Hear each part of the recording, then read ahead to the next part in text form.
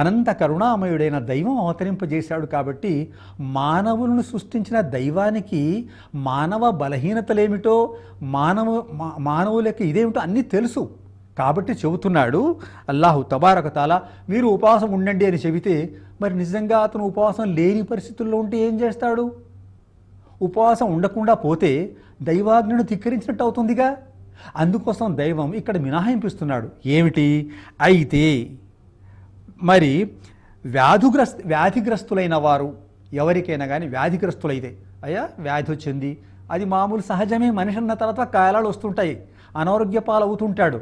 వ్యాధిలో ఉన్న వ్యాధిగ్రస్తుడైతే అతను మందు మాకు తీసుకోవాలి, ట్యాబ్లెట్స్ తినాలి, ఇంజెక్షన్ ఏవేవో ఉంటాయి కదండి. మరి అతను మరి వేళకు ఏదో ఇంత భుజిస్తూ ఉండాలి, కడుపులో పడుతూనే ఉండాలి, మందులు తింటూనే ఉండాలి, ఇవన్నీ ఉండాలి. మరి ఉపవాసం ఎలా ఉంటాడు? ఉపవాసం ఉంటే పచ్చి మంచినీళ్ళు ముట్టకూడదు. 13 గంటలు ఉదయం సూర్యోదయం నుండి సూర్యాస్తమయం వరకు ఏం తినకూడదు. మరి ఈ మధ్యాహ్నం మందులు తినాలిగా. కాబట్టి అల్లాహు తబారక తాలా అంత మానవులపై అంత దౌర్జన్యం చేసేవాడు కాదు. ఆయన కరుణామయుడు, అనంత కరుణామయుడు. ఒక తల్లికి ఎంత ప్రేమ ఉంటుందండి పిల్లవాడి మీద. అమ్మో, పిల్లవాడు కనిపించకుండా పరిగెత్తి కొడుతుంది, నా బిడ్డ కనిపించడం లేదని చెప్పేసి. పిల్లవాడు ఆకలితుంటే ఏరా నాన్న అన్నం తిన్నావా, భోంచి త్వరగా భోంచి, ఎంతసేపు అయింది, ఎందుకు ఆలస్యంగా వచ్చావని అడుగుతుంది తల్లికి ఎంత ప్రేమ. అయ్యా, బిడ్డ మీద తల్లికి ఎంత ప్రేమ ఉంటుందంటే ఇక ఉపమానం లేదండి, చెప్పలేం, ఎగ్జాంపుల్ లేదు. అలాంటి సహనాల కొండ అది, అలాంటి తల్లి, ఆమె ప్రేమ అభిమానం మరి మమకారాల గల ఒక పర్వత శిఖరం అలాంటి తల్లి. ఒక్క తల్లికే తన బిడ్డ మీద ఇంత ప్రేమ ఉన్నప్పుడు 70 తల్లుల ప్రేమ గలవాడు అల్లాహు తబారక తాలా. దేవుడు తన దాసులపై 70 తల్లులు, ఒక తల్లికి తన బిడ్డ మీద ఎంత ప్రేమ ఉంటుందో ఇంటూ 70, 70 తల్లుల ప్రేమ గలవాడు. మరి ఆ 70 తల్లుల ప్రేమ గల దేవుడు మనుషులపై అఘాయిత్యం చేస్తాడా? ఏదైనా దేవుడు మనుషులపై మరి మొయ్యలేని కష్టాలు పెడతాడా? అందుకోసం చెబుతున్నాడు అల్లాహు తబారక తాలా. దేవుడు చెబుతున్నాడు, వ్యాధిగ్రస్తులైన వారు ఒకవేళ మీకు వ్యాధిగ్రస్తులై ఉంటే, ఉపవాసం పెట్టని పరిస్థితి మీకు ఉంటే, లేదా ప్రయాణంలో ఉన్నారనుకోండి. అందరం ప్రయాణం చేశామండి. ప్రయాణం ఎలా ఉంటుందండి? ప్రయాణంలో కనీస అవసరాలు ఉండవు. మరి ప్రయాణంలో ఏవేవో ఉంటాయి. మరి అది ఆకలి దప్పులు ఉంటాయి, అవి ఉంటాయి, ఏవో ఉంటాయి. ప్రయాణంలో సూర్యోదయం లేచి ప్రయాణంలో సహరీ తినాలండి, ఇంత భోంచేయాలి. ఎక్కడ దొరుకుతుంది? 2-3 దినాల ప్రయాణం అయితే కంపార్ట్మెంట్లో ఎక్కడ దొరుకుతుందండి? తెల్లవారుజామున 4:30 గంటలకు భోంచేయాలంటే మరి దాని తర్వాత మరి సూర్యాస్తమయం తర్వాత సహరీ చేయాలి, ఉపవాసం విరమించాలి. ఇవన్నీ ఉన్నాయి దానివిక.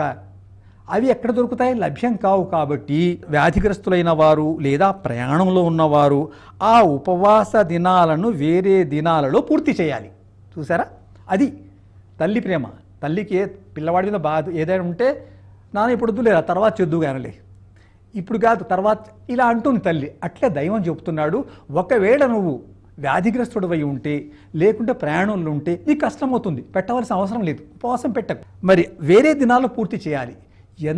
ఎన్ని దినాలైతే ఆ ఉపవాసం విరమించావు, పెట్టలేదు, ఈ వ్యాధిగ్రస్త కారణం వల్ల లేకుంటే ప్రయాణంలో ఉండడం వల్ల ఎన్ని దినాల ఉపవాసం అయితే తప్పిపోయిందో రమజాన్ నెలలో, ఆ దినాల తప్పిపోయిన కాంపెన్సేషన్, దాని పరిహారంగా ఆ రమజాన్ నెల అయిపోయిన తర్వాత 3-4 దినాలు తప్పిపోయినాయనుకోండి, ఆ దినం అక్కడ పూర్తి చెయ్యి అని చెబుతున్నాడు అల్లాహు తబార్.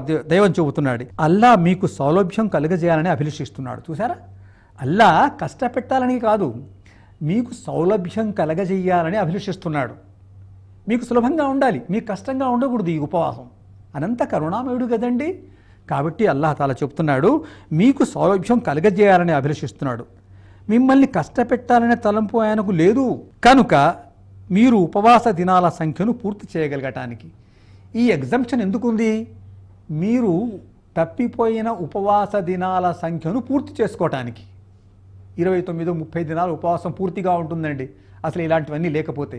అందులో తప్పిపోతే మీకు సౌలభ్యం కోసం అలా చేయడం జరుగుతుంది. మీరు ఉపవాస దినాల సంఖ్యను పూర్తి చేయగలగటానికి అల్లాహ్ మీకు ప్రసాదించిన మహోపదేశానికి, మీరు అల్లాహ్ ఔన్నత్యాన్ని కొనియాడటానికి, అంతేకాదు ఆయన యొక్క ఔన్నత్యాన్ని కొనియాడటానికి ఆయనకు మీరు కృతజ్ఞతలు తెలుపుకోవటానికి, ఆయనకు మీరు కృతజ్ఞత తెలుపుకోవటానికి మరి ఇటువంటి గ్రంథాన్ని అవతరింపజేసి మరి ఉపవాసం పెట్టమని ఆదేశించి, అలాంటి పరిస్థితుల్లో ఒకవేళ ఉపవాసం పెట్టలేని పరిస్థితుల్లో ఇలాంటి ఉసులుబాటు కలగజేసి నందుకు కృతజ్ఞతలు తెలుపుకోవటానికి. కాబట్టి ఈ విధమైన రంజాను నెలలో ఉపవాసాల ఆదేశం ఎందుకు వచ్చింది?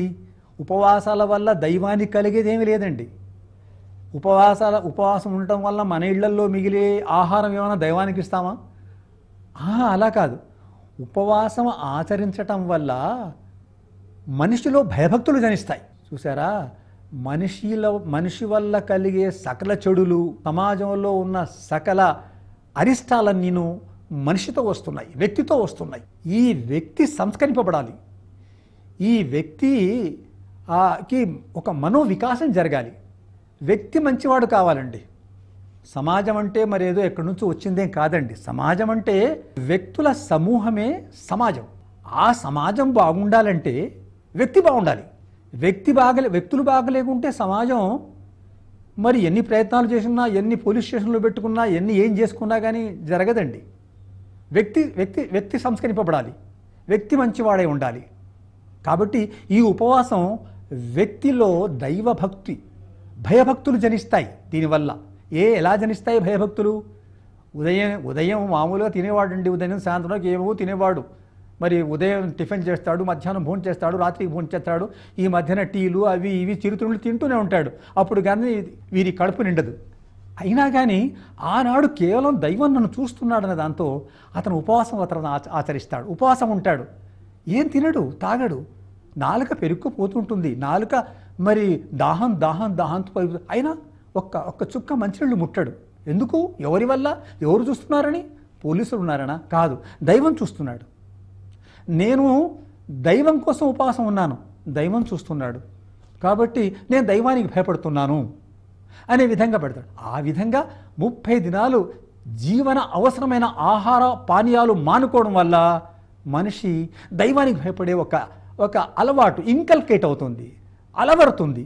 దానివల్ల మంచి పెరుగుతుంది, వ్యక్తి మంచివాడవుతాడు. వ్యక్తి మంచివాడైతే సమాజం మంచిగా అవుతుంది. సమాజం మంచిగా ఉండటమే మనకు కావాలి. సమాజం ఎప్పుడైతే సంస్కరింపబడుతుందో అదే ఒక మానవాళికి శుభదినం. అది జరగాలి. అది జరగటానికే దైవం ఇలాంటి ఉపదేశాలు అవతరింపజేశాడు అంతిమ దైవగ్రంథమైన ఖురాన్లో. వాఖిరు దావానా అనిల్ హమ్దులిల్లాహి రబ్బిల్ ఆలమీన్.